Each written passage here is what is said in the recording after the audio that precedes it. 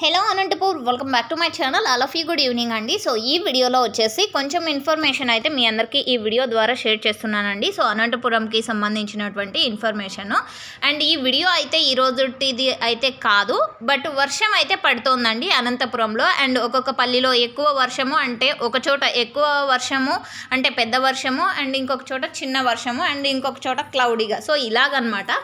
And వర్షం అయితే పడుతోంది, ఒక చోట పెద్ద వర్షం ఒక చోట చిన్న వర్షం అని. సో ఇదండి. అండ్ పంటలు డ్యామేజ్ అయ్యే అంత వర్షం అయితే కాదండి, బట్ ఇప్పుడైతే వర్షం పడుతోంది ఈరోజు అయితే.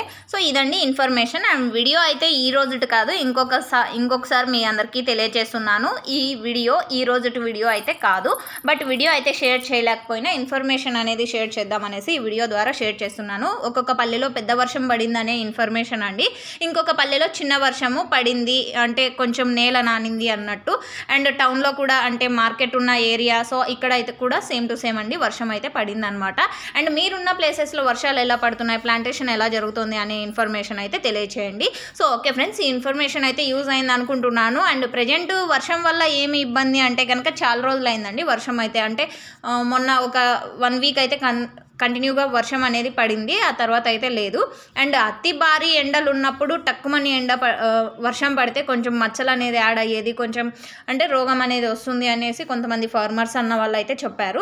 సో ఏదేమైనా పంటలు మంచిగా ఉండాలని ఆశిస్తున్నాను. అండ్ ఓకే ఫ్రెండ్స్, ఇదండి ఇన్ఫర్మేషన్.